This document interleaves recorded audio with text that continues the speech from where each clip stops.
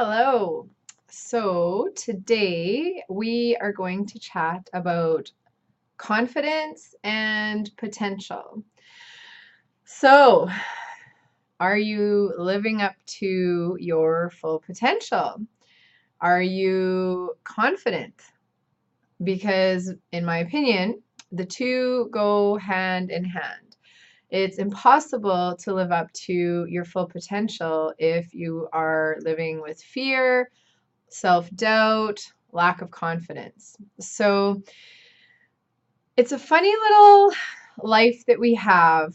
And because I'm a mom, and because of what I do, I tend to notice things that lead, like from a very young age, that lead up to certain tendencies as adults later in life. And, not everything comes from childhood, but a lot of stuff is formed and created and patternized in our childhood.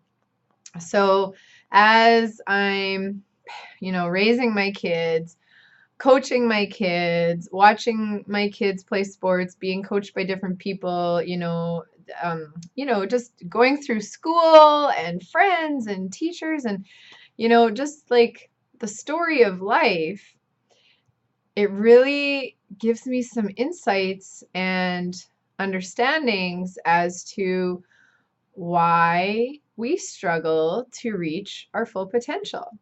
And it's not for any lack of effort. The vast majority of people we're all out here doing the best we can, and we're all just trying to figure out the game of life. And, it just, it's just this interesting dynamic of at what point do we shift from the old ways of doing things and evolve and start moving into the new ways of doing things, or different philosophies, different concepts, different strategies, different, there's just, I feel as though, whether it's every decade that, the times are changing. I'm not really certain for certain, but, I know how my dad was coached compared to how I was coached and like taught and treated by adults compared to how I was coached and taught and treated by adults, and even how my kids are coached and taught and treated by adults. It's very interesting because it's like, okay, when are people going to make that next shift, that next, evolution of breaking free of some of the old sticky non-beneficial habits and patterns, and moving into something that is just more effective for the kids nowadays. Because let's face it, I'm in my 30s, but people in their 20s are different and think different and act different and were brought up different than people in their 30s. People in their teens, same thing. People in, preteen, again, it's the same thing. And what I've noticed, and this isn't just for people with kids, but this is for people who will be working with people who are kids right now, or, who have relatives who, it really doesn't matter. If you have kids, you don't have kids, that point is kind of irrelevant because all kids grow up to be adults. And the point I'm trying to make today is I believe that it's time for another shift, because what I've been seeing and what I've been noticing is that these younger kids now, they just do not respond well at all to the current way and philosophy of, working with kids. And, yeah, it's very interesting to me just to it's not the kids that need to shift, actually, because the kids are wired how they're wired. It's actually the adults that are meant to start that process. But I believe that, you know, adults would never change anything if the younger generations didn't force us to, right? And recently I was chatting with an older fellow who was probably in his 60s or 70s, probably 60s. And he was so frustrated with these the millennials and the young generation and this and that. And oh, they have all these crazy ideas and da da da. And I just kind of giggled. I'm like, they're actually forcing you to break out of the ineffective habits and patterns that you have and start to shift along with, you know, where everything is going in the first place. So it's very interesting. It just seems like the bigger the gap, the more potential for separation there is between the younger generations and the older generations. But in the same token, I know I'm kind of off on a ramble right now, but basically, if anyone is going to live up to their full potential, be it the 60-year-old or the 18-year-old, you need confidence and you need that self-esteem, and you need to eliminate fear and worry and self-doubt, you know, the fear of failure, the fear of success. And so, you know, once we start to just get real, like the 60-year-old guy, he was being very real that day. He was irritated as hell with trying to figure out how to work with these younger generations. But rather than asking them questions and learning from them and, you know, staying calm, he actually kind of closed himself off and just badmouthed them, which it's not really that productive either, right? So when you're blocked and you're closed, you're not actually even seeing someone else's potential, and you're possibly limiting their potential.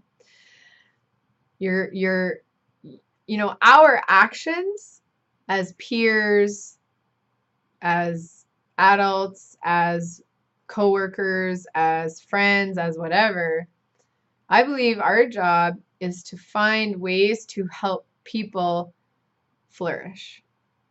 Whether they do things the way we do them or not, don't cut people down because they're different.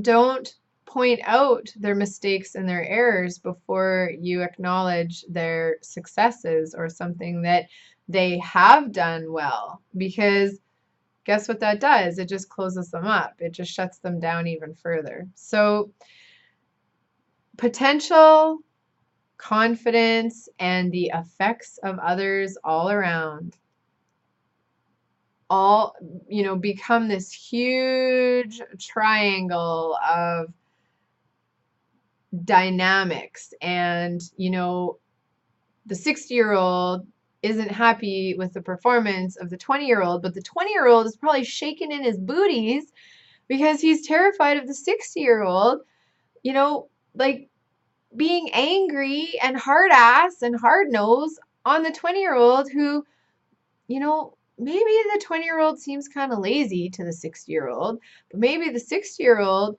doesn't have much of a family life or doesn't know what the term downtime means because he's been so busy busting his ass for 50, 45 years, right? So all in all, the object of the game is balance. So what can the 60-year-old learn from the 20-year-old? What can the 20-year-old learn from the 60-year-old? If they would learn how to treat each other with respect and help each other feel more confident about what we each bring to the table, I believe that so many more people would be living up to their full potential and would learn how to work together rather than separate, separate, separate, separate, separate. Everyone's separate. Everyone has their style and their way of doing things, and it doesn't blend. And there's no co-mingling because it's different, and all these sorts of kind of funny things that keep us all separate. I just got the I just got the keep it separated now, right? No, don't keep it separated. Figure out a way to join it together and make it make sense. So I want to ask you a question. Are you living up to your full potential? I know I'm not. I know I have that little voice of doubt in my head and in my mind every now and then. And I don't need someone playing on that. I don't need someone pointing it out to me. What would actually be very beneficial is for someone to kick my ass and tell me, you can do it. Go for it. Rather than, yeah, that's kind of risky. That's kind of scary. Oh, well, I know it is something that you think you want to do or you're really excited about it, but no one else is doing that. Or, geez, that's kind of going out on a limb or whatever it may be. So the more we can help each other boost confidence and help grow that seed of confidence, the more things we're going to be amazing at, and the more potential that will be reached, and the more creative and productive we will be. So, whose confidence have you crushed lately?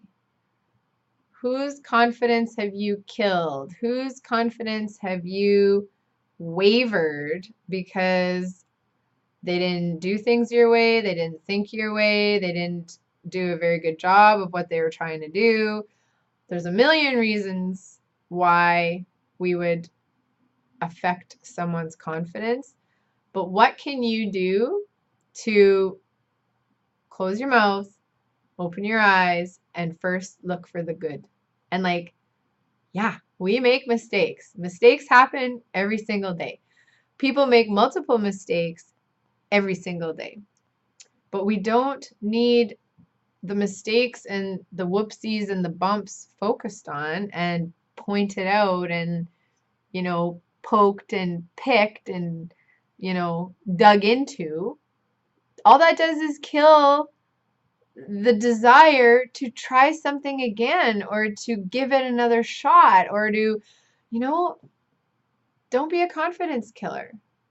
Point out, look for one good thing about the situation, whether it's, well, we have a lot to learn from what happened here, or we can only go up from here, or it may not look very pretty right now, but it's going to get better. You try this again, it's going to get better, whatever it is. But do you see how that opens the door for trying again and giving it another shot and believing that you can accomplish this? So just make a little mental note. The shit's always going to happen. The shit's always going to hit the fan. There's always going to be screw ups. There's always going to be mistakes. But it's not about the mistake and the F up and the this and the that.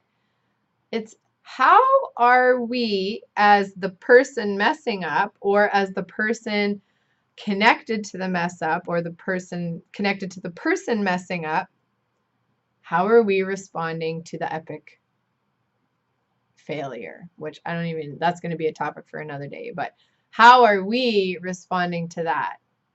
That's the key. That's the key to moving on, moving up, and finding how to reach your potential. So, confidence up, look for the good first, push yourself beyond what you know to reach your closer to your full potential. I believe that none of us have a sniff what our full potential actually is. Well, there's probably a few people on the planet that have actually come close, but for 99.9999999% of us, we're not even close. But it's because of all the limitations that we put on ourselves and that lack of confidence and the doubt and the fear and the old stories of what happened the last time we tried something. So let's let all that go and start fresh again tomorrow. I hope you have a great day, and I look forward to sharing with you again soon. Bye for now.